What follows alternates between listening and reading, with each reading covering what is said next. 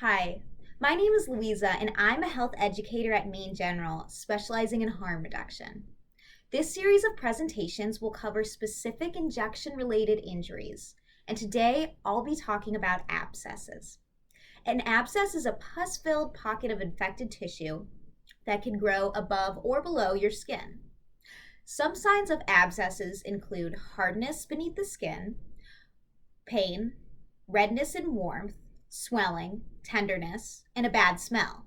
If you experience fever, chills, extreme fatigue, or pain associated with the abscess, you should seek medical attention immediately because you might unfortunately have a blood infection. But what causes abscesses in the first place? In truth, they can be the result of many factors. If skin isn't properly cleaned before injection, the skin and tissue around veins are more open to germs, which could cause an infection and ultimately turn into an abscess. A similar thing could happen if old injection equipment, like needles and tins, are reused. Injecting particle-filled shots and skin popping with drugs like Coke or Speed can lead to infection, which could cause an abscess. Fortunately, you can take steps to prevent abscesses by practicing hygienic injections, using new materials for each injection, filtering your shots, dissolving pills in vitamin C before injection, and avoiding skin popping, if possible. Cleaning the injection site and washing hands before injecting are great ways to maintain hygienic injections. Also, avoid touching the tip of the needle or blowing on your skin before you inject. You should try to use new needles and other materials, like tins, for each injection if you can. By maintaining healthy needle hygiene, you can minimize your risk of getting an abscess. At Next Step Needle Exchange in Waterville and Augusta, we offer free alcohol prep pads and fresh needles to those in need.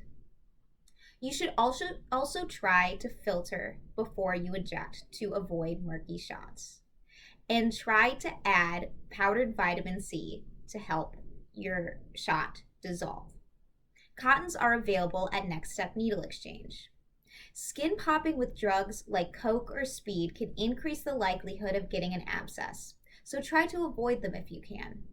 If you do in fact notice a hard, warm lump developing at the injection site, you should care for your abscess by applying a warm compress 3 times a day.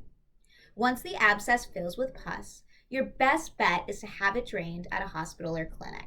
Urgent care is a great option, and the staff there will not ask you about the cause of the abscess. If you cannot or do not want to seek medical attention, you can follow a few self-care guidelines to guide your recovery. Always try to keep your abscess clean, and if it starts draining, let it drain. Use gauze to cover the abscess and try to change it often throughout the day so it doesn't get infected.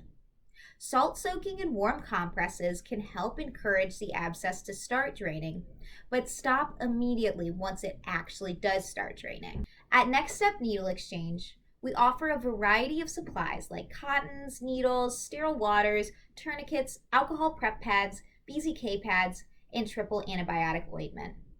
These materials help create a safer, cleaner environment for drug use, reducing the risk of infection and other complications. Thanks for joining me today, and I invite you to check out more of our content on MaineGeneral's Harm Reduction YouTube playlist.